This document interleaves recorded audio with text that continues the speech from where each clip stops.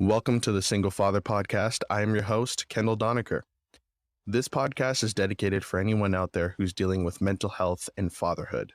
You'll hear about my struggles, my defeats, my victories, my highs, my lows, my triumphs, my tribulations, and everything in between.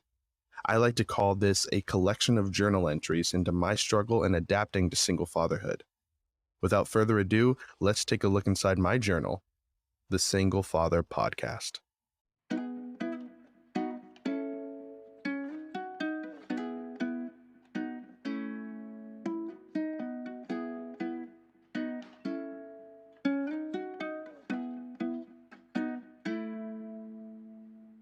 I have someone really amazing, Dr. Lea Lis. Her new book is out pretty soon called No Shame. It speaks about the conversations that we can have with our children about sex and living with no shame in regards to that, and just feeling more comfortable about having an open dialogue with your children. I've definitely read it, and it's an amazing and inspirational kind of tone, especially me being a single dad. And, it really helps because with my daughter, sometimes it's an uncomfortable topic. I really feel amazing about this episode. It's a long time coming. I had a podcaster's worst nightmare. We recorded a whole episode and the file got corrupted, so we had to do it again. But, she's so amazing and gracious with her time, and I'm really excited for you guys to check out her book. Guys, please keep on supporting the podcast, leave a review, and definitely give a rating if you can. Also, under the episode, there'll be a link to support the podcast. Any small donation really helps. It just goes to better quality audio, and just allows us to, just bring more exciting guests on the show. We're also creating, once again, a mental health app that will be, more details on that will come soon. And I'm excited about a lot of developments. This has been a great season for VentPack, and just getting to speak to a bunch of people and get different opinions in regards to mental health it has honestly been amazing. And, the more I continue to do this, the more I really feel inspired to really keep on and expanding and making this a way better podcast than, in my opinion, it already is. So without further ado, I don't want to waste any more time. Let's get right into it. Let's vent.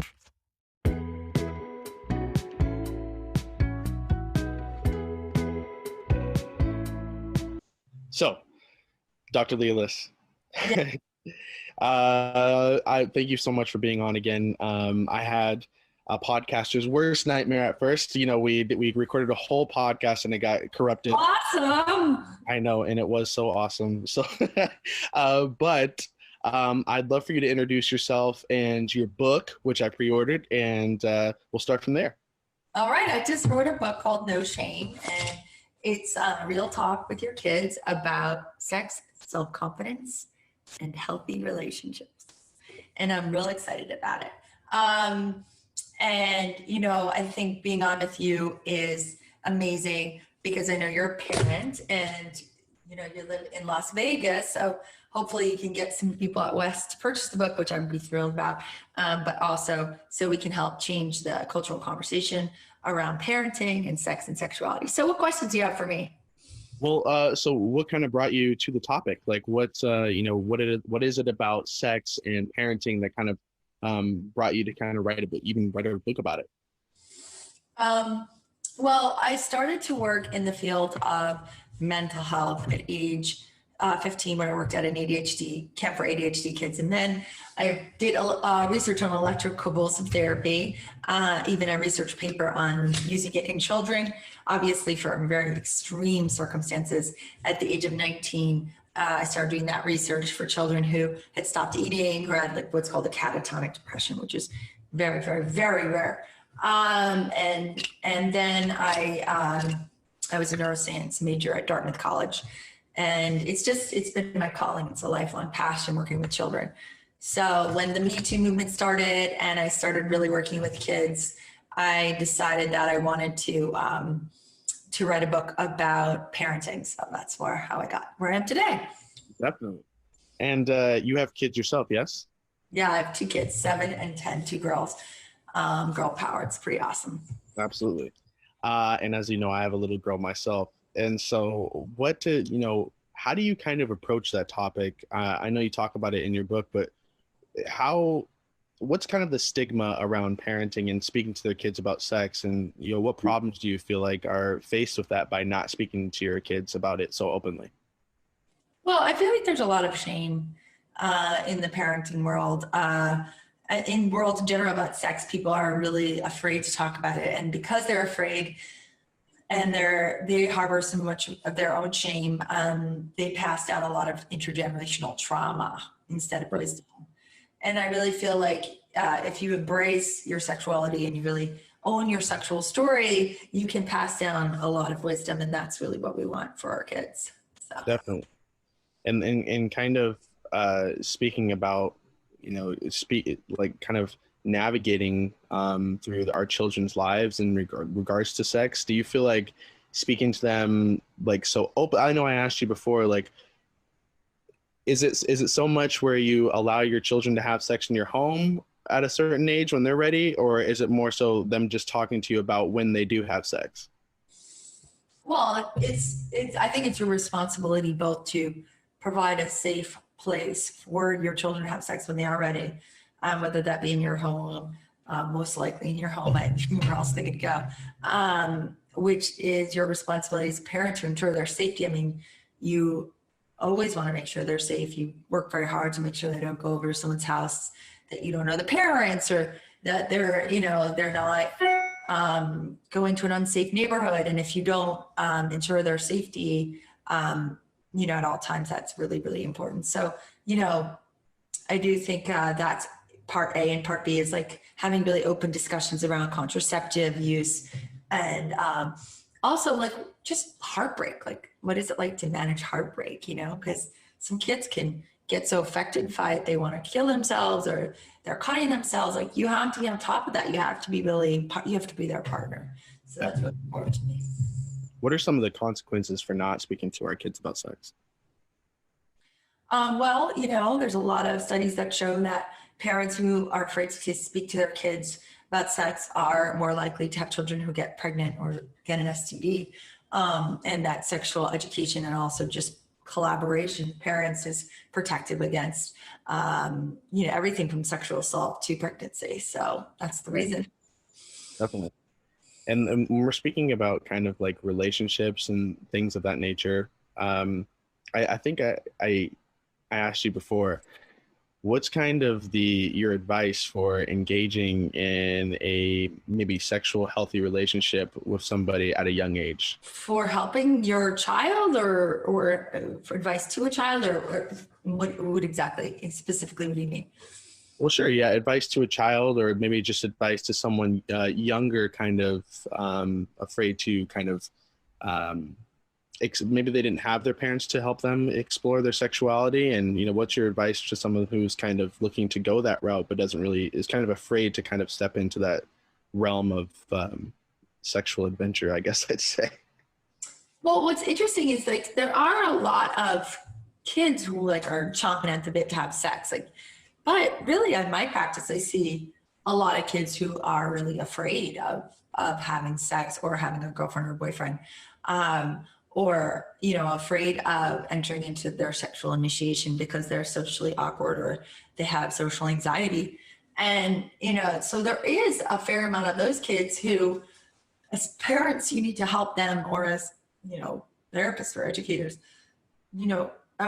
learn the tools of like flirting and, consent and how to negotiate consent. And like, you need to really push them to make sure that they can have a healthy sex life.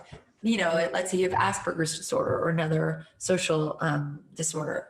And so for them, it's like, you really have to walk them through all those steps. Definitely. So, you got to have the kids who are chomping at the bit and need to be, taught how to do it safely. And you have the other half who basically need, your help in like learning how to, flirt and learning how to be like, right, get what they want eventually, which is a healthy sexual relationship. So yeah, definitely. And by the way, I was born on Valentine's Day, so I'd say I'm pretty good at the art of flirting. Uh, hey, I wanted to ask you, how do we teach consent? Because I think that's such a problem in, especially America, with people going into colleges, high school even. I really think we do not teach consent enough and what that means to especially our younger generation. So how do we teach that, and kind of what does consent really mean to you? Great question. I love that. So consent is hot right now. I was actually just listening to a great podcast, um, and she was talking about this idea of consent being an oral thing is actually new. It's relatively new, and that was not always the it was more negotiated through nonverbal communication, but now it's negotiated more orally and through communication. And I think it starts as soon as kids can talk, where you really start to talk about boundaries. And that means like the bubble trick, like who's allowed to come into your bubble. Like you have a daughter who's 2, right? So it's already starting to talk about who's allowed to come into your daughter's bubble. Like, are people allowed, what are the private areas? And you have to be very clear about what those areas are, which we can talk more about later. And then you have to say, like, consent means if you want to come into my bubble, you have to have my permission. And right. It's not about sexual consent in the beginning. It's about who gets to, change your diapers, or the doctor gets to see your private areas. But if some kid in your class spanks your butt, that's not okay. Like, that doesn't feel good. I don't like that. I don't like that kind of touch. I don't like that kind of tickle. And I think it starts there and then it goes up. So, the podcast I was talking about was called Speak Sex with Eve. And she was talking about this idea of, negotiating consent being a Western, very recent phenomenon. And for me, it's like paramount to teach your little kids how to negotiate who gets to come into their body bubble, who gets consent to touch them, and goes all the way on up to high school, years and middle school years, where you then are already prepped to say, hey, can I kiss you? We're going to have a date, but it's going to be a waist up date. Like, I only want you to touch me from here up. I'm not ready for anything else. It's like, being very explicit about what you're giving consent for. Right. Absolutely. I think that's really important because even with, me co-parenting with my child's mother, we really try to teach our daughter, like, hey, can I kiss you? Can I kiss you? And I remember one of the things that you told me that you didn't like is kind of like parents who will just grab and absorb their children and kiss them all over the place. And maybe they feel kind of uncomfortable by that. And yeah, I think it's about maybe picking up on certain cues with our children to see what they're okay with and what they're not okay with. Yeah. And also, like, explaining to them about pleasure. It's like, what are the pleasures of sex in terms of, even like when they're younger? Does it feel good when I brush your hair? Do you like to have your back scratched? And it's like, that's the start of touch as pleasure. And, then it moves on up through, actual sexual pleasure, and saying, do you like, and you're used to communicating that with your parents or your friends, right. It's gonna be that much easier to communicate that to your partner. Say, I like when you touch me like this, but I don't like when you touch me like that. So you're already giving them language and tools from the start. Definitely. And that, Eric, that's really important. And moving kind of towards that adult phase, do you find that kind of how you were taught as children kind of really affect how you are kind of sexually or communicatively as an adult? Because like you said, there can be some trauma in regards to kind of things that happen on a sexual level when you're younger. So how much does that affect a person's mental health when they become an adult? Oh, it has a huge effect, especially sexual assault. And, and if you are not able to communicate your sexual boundaries effectively, it's much easier for you to get assaulted. And so that has a huge effect on your feelings about sex and sexuality. My teenagers who have been assaulted that I work with have lifelong problems with orgasm and sexual pleasure and trust, and it's very damaging. So learning up front how to negotiate these kinds of things to keep your body safe is really important. Definitely. And I wanted to talk about some personal questions I was I was curious about as well, because for me, and I spoke about this last time, but I really think it's important because as I said, I'm pretty open. So there's been times where and I know you are very specific within your wording, but I'm trying to be more like you. But there's been times where I'm in a relationship and we're about to have sex and I'm ready and I'm just right there. But I can't seem to perform and my mind's there, but I can't. And I want to clarify this, that doesn't happen all the time, but it happens to men sometimes. What do you think, like the psychological aspect of that? Is there a psychological or mental aspect to, someone being ready but not ready down there? Um, of course. I mean, it's complicated, of course. I mean, chances are if you mentally feel ready, your erection will follow. That's 99% of the time. And if the erection is not following, then I wonder about like fatigue or viruses, or are you tired, or is there some kind of unconscious trauma, subconscious thing you're repressing that is like, weighing on you in some way. I think, those are the things to be looked at, or, your body's just worn out or tired or just not, it just needs to sleep and rest. And, if it keeps happening, then I wonder, what is the layers of subconscious trauma that you've gone through, or subconscious worries or anxiety that you're harboring that is interfering with your ability to get an erection, and that has to be looked at. Because that's majority of the time, like you think you won't have sex, but there's this subconscious layer saying like, oh no, I've got to do this, or what if my daughter crawls, or, what if I, whatever it is that's in your head that you can't, what if I can't perform? What if, it's the what ifs, and that's what I think is probably going on. Majority of people, that's the problem.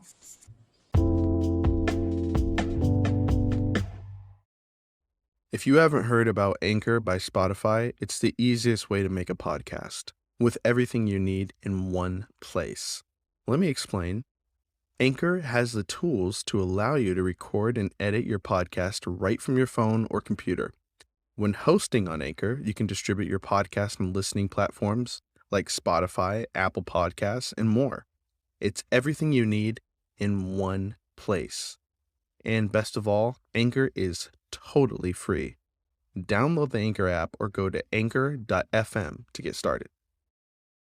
And I know you said last time too, you said women can quote unquote maybe get performance anxiety, but maybe it has to do with maybe some sort of a self-esteem issue rather than kind of what men go through. Could you maybe talk a bit about that? Yeah, I find that for a majority of women who have problems with sexual pleasure, they have a lot of issues with their body image and self-esteem. Like they are embarrassed of their body, or they think they're not sexy, or they worry about how they'll be perceived, and it interferes with their ability to experience pleasure. Also, they're afraid to communicate their needs to their partner. So it doesn't feel good for them, and they don't know how to communicate like the way to do it, like show that person how to do it. So, which is why for a lot of women, getting to know someone, like one night stands don't always work as well as getting to really know someone and trust someone so you can communicate better. But that's not always true. Some women really enjoy one night stands, and they love it. So, because they don't know the person so well that they feel the pressure of a relationship. So, it could be either way. But in general, women need to feel like they're sexy, and they need to really want to have sex, and those two things play a huge role. Now, you spoke a little bit about it, but I kind of wanted to kind of push on the topic. I think we live in a society where it's acceptable for men to have multiple sex partners, but we kind of look bad upon women having multiple sex partners in that regard. But what's your thoughts on, obviously kind of the short answer would be, as long as you're having safe sex, who cares? But what's your opinion on having multiple sex partners? Does that say something about someone's self-esteem, mental health? How do you think it affects someone? Good question. I think that, yeah, it is less frowned upon for men to have multiple sex parties. They call them a player, but for a woman, it's a slut, and it's a lot harsher of a term. And there's also, a lot of people who are going down the polyamory route or swingers, and that's becoming more commonplace. I think whatever makes you happy sexually, go for it. As you say, if you're having safe sex, great. Why is there a stigma in culture? Because, generally women were viewed, throughout history as property, and that, their womb, if you were to get pregnant, you had to ensure that the baby was yours, so you can, be sure as a man that you were giving your property, your wealth, your resources to the right genetic link to you. So it became, in its roots, misogynism that really developed these ideas. Before that, it wasn't as frowned upon, in ancient cultures until like property rights. It's all in this book called Sex at Dawn. It's very interesting. But now I feel like with women being able to support themselves and being like in their own right, and not needing a man's help to raise children, or they're in a single sex or female relationship, it's becoming over time less and less frowned upon because, so what if you think I'm a slut? Like, I'm supporting myself and this is what I want to do. So you have no influence or power over me. My community is safe. My children are, my children have plenty of money. What you think doesn't matter to me anymore. So, culture's changing as it should. Absolutely.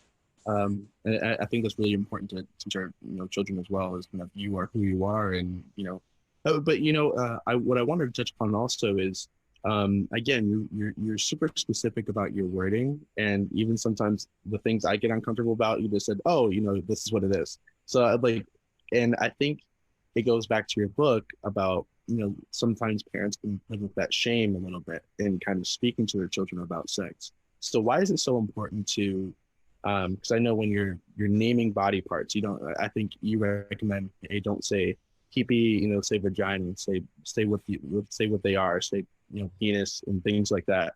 Why is it important to call these things by their names instead of giving them kind of like these slang terms? Oh, because labia, anus, scrotum, penis, testicles, vulva, vagina is on the inside. You don't see the vagina, right? You see the labia and the vulva. The vulva encompasses the labia. And, so you're really seeing the labia and vulva when you're looking at a girl's, genitals. Because, the main issue is that, if you name the body parts correctly, you are protecting your child against sexual assault. They're more likely to be less likely to be targeted by sexual predators if they know the names of their body parts, because if you're a predator and you went up to a little girl or a boy and they said, you're not allowed to touch my penis, or that's my vulva, they're going to run for the hills and they'll be like, this kid knows exactly what I'm trying to do. Right. Absolutely. So they're less likely to be targeted, but they're also a heck of more likely to be believed. Can you imagine showing up at the police station saying, that boy over there touched my testicles and my penis and my anus and I didn't like it? They're going to be like, no, there's no confusion where that guy touched. Like, that kid knows exactly where he touched, so that's why that's why. That's the quote of the day. You're not going to touch my vulva. So that's so funny. And I really think that's important as well. Let me ask you though, which gender would you say is the most? I assume it's men, but that's my assumption. Are men mostly the ones that are kind of the harder ones to speak to their children about these type of things, sex, and because I know I'm a little uncomfortable. I guess maybe it depends on whether you have a girl or a boy, or a father or a mother. But speaking to my daughter about sex, reading your book, I will say definitely helped, because I am so ready to kind of have that conversation, and especially being friends with you, I feel like if there's anything that I needed to know, I would just immediately ask you and give me the right direction. But which gender is mostly kind of leaning towards, hey, this is the harder gender to really speak to their children about sex? No, I think it's more cross-gender, meaning like a father talking to a daughter or a mother talking to a son seems to be where the awkwardness comes in. But I push it very proactively because I think you got a different perspective. And if you're in a single sex relationship, I do think you should find opposite gender mentors for that child, uncle, aunt, whatever, best friend. I think the reason why it's awkward is because, you think, oh, like, this little boy is not going to want to talk to me about masturbation and his mother, but like, it's not true. If you just open the door, they'll tell you anything. Also, this whole idea, like when I was a kid, like when I got my first period, like I told my mother, and I was horrified when my mother told my father. And I'm looking back at it now, I'm like, why would that even be a thing? Like, of course my father should know. It's exciting. It's like a new chapter. So obviously we are having a very different approach in my family talking about menstruation and puberty. We talk about it over dinner. It's very openly discussed. My daughter's 10, so it's time she starts to know. And what amazes me is how quickly they forget, because I'll tell them, like, remember, you've seen tampons, you've seen them in my bathroom, you've asked me what they're for, I pulled them out and I've showed you, I explained. And they're like, what are you talking about? I don't remember. And I'm like, how could you not remember? It's like you have to keep saying it over and over and over, because they just they have to be unknowing the talks. And so my opinion is like, you just keep doing it. You can't be like, oh, thank goodness I had the sex talk, now that's over. Like, wrong. Try like another 5 times just this year alone, and then 5 times next, and then 5 times a year. Just like, it's constant education about everything from bodies, puberty, to sex, to pleasure, to consent, to sexual assault. It's just constant, because they'll forget. Yeah. How important is it for both parents to be on the same page too? So, for instance, me myself, I am a co-parent, so I can only assume some people, and I'm sure you've gone through it, some people who are in that situation have a disconnect. Is it sort of hard to get them on the same page to kind of speak to their children in that regard? Because I assume maybe there's just some discrepancies here and there. How do you get through that if there's, I guess, differentiating views on a co-parenting situation, or maybe just parenting in general? Okay. Makes perfect sense. And my first tip is, like, you do not need to have the exact same point of view. That's okay. Actually, that can be good, right? So your child gets 2 different perspectives. They're not like this. I always hear step parents say this: we need to be on the same page. And I say, no, you don't. You don't have to be on the same page. You just need to stay on whatever page you're on. You can't keep flipping. The kid will get used to whatever page you're on and whatever page, her mom is on. But if one day you're on one page, flip and you're on a different page, the kid's going to be totally confused. The rules have to stay consistent between the households, but they don't have to be consistent, in the household, not between the households. So just like you might have a much more open view on sexuality, and you'll want to talk to your teenage daughter about it very openly, and her mother may not. And so she'll come to you and she'll be like, Dad, I can't come to Mom with this, but I think I need birth control. You get it for me. Then you're going to have to make the decision whether or not to tell her. But, thank God she could come to you, Exactly. Yeah. And I think you said before, hey, it's not, I was looking at it more of a negative thing, and I'm glad that you spoke to me about this, because I really needed to hear it. But sometimes it's not so bad to have step parents in life too, because there can be an extra parent who can help you out, extra support or extra influence in your child's life. And it's not so. Not to mention free babysitting. Oh yeah, free babysitting, of course. 100%. So I think that's so amazing that you kind of bring that up, is because there's always a different way to look at things, and it doesn't have to be so black and white. And I was so happy that you brought that up to me, because, hey, my daughter's only 2 and I haven't experienced those things yet. So I was scared, but after speaking with you, you kind of really calmed me down and helped me a lot. Even when I was on the road to Xanax. And you look great. I mean, you seem like a great, you're good looking. You have this young daughter. And like, I think it's fabulous that you're going to find someone in that person. I mean, you've got good taste. I'm sure you have great taste in a future partner.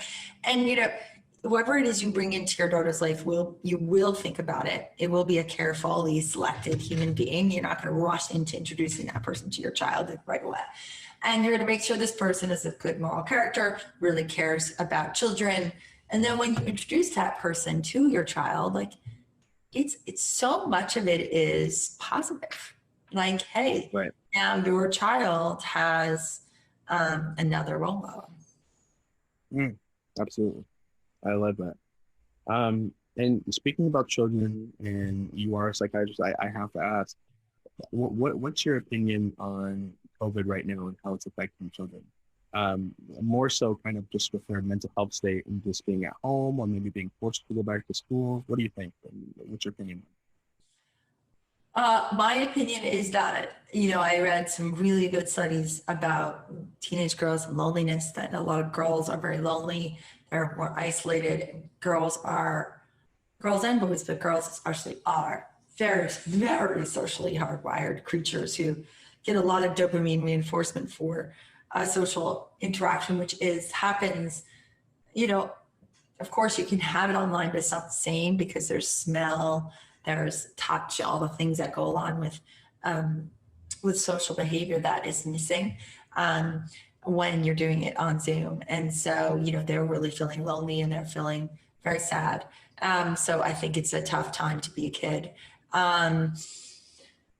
As far as other risks, I mean, you have to really weigh. I wrote a couple of good blog posts there on drlealis.com about weighing, the risks of social isolation versus the risk of actually contracting the illness, depending on the, rates in your area versus, the people you have in your home who may be negatively impacted or your pre-existing conditions, to really come up with a solid plan for your family in terms of how you want to behave, and also in terms of sending your kid back to school. And children can't, they can. Me personally, I think about it as like a teenage adulthood, but younger children can't experience those things. I assume right now it's really a hard time for kids to be socially isolated when they're used to having maybe so many friends or going to daycare, and probably even more so harder for the parents. Do you have any tips or advice in kind of navigating through anxiety or depression, maybe with being a parent struggling to work from home and having a kid, or whether it be, hey, my child seems depressed every day and I'm not really sure what to do because I can't send them back to school? Well, for their depression, I think for an adult depression, I think, it depends on how serious it is. Of course, they should get mental health treatment if they think it's really serious.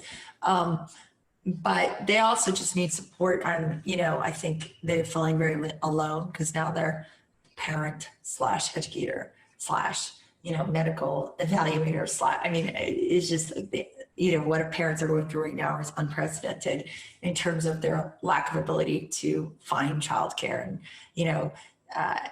how are you, teachers, how are you supposed to teach online all day long and then also teach your own kids and keep your kids from getting on all the Zoom calls? It's impossible. I don't know. All I can say is we're looking at 6 to 9 more months of this. Just hang in there, hold on to your hats. Yeah, definitely.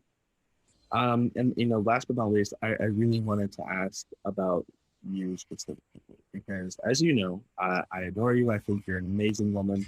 I think just everything that you do in regards to mental health, to your book, I know it really affected me. And I kind of just wanted to ask for everyone who doesn't know, what really brought you into this field, and why is mental health, why is your book No Shame, why are these things so important for you? Oh man, psychiatry is a passion that I've had since I was as long as I can remember. My dad used to say I was very empathetic, And I do think I'm incredibly empathetic, and I really understand people, and I can read people so well. Like, I can always seem to get into the heart of things. And so that's what got me into this field. It's a passion that I can't even tell you. I'm so lucky. And with writing this book, I really hope to go from micro, which is like just seeing my patients, to macro, where I can really change the conversation, cultural conversation. And the sky's the limit. And if I can influence someone like you all the way in Las Vegas, randomly, because you found me, it's like very, very exciting. And I'm thrilled. And, I think you are in this wonderful juncture of your life where you can also influence so many people with your podcast. So it's just been a pleasure to be here with you today. Well, that was a really great episode. I'm really happy about that one. We had some technical difficulties within the episode. My audio is a little shady in this episode, but Dr. Lea Lis, and just listening to her answers, I think you can tell that she's a really brilliant woman, and really give some great advice to, I think, parents out there, and speaking within sex with their children, and having no shame in doing so as well. I also learned a lot. I spoke to her about some personal things too. And I spoke to her on a personal level, and she's great. You can tell that she really has no shame in her wording too. Some things that I'm uncomfortable with, she just goes right out there and just says it. So I mean, I really like her, and I'm excited that I got her on the show. Please follow her and support her in any way you can. Guys, once again, thank you for listening. This is really cathartic for me, just to bring people on here and just share experiences, stories, vent, and get to kind of spread the tone of mental health awareness, which is my ultimate goal. And I really like doing this. I really do. And then if you guys like listening, and again, like, subscribe, listen, share, whatever you want to do. Follow me on Instagram, which is VentPack Journal. You can check out latest updates on episodes, and just keep up to date with us as well, and keep up to date with our mental health app, which will have more details on that coming soon.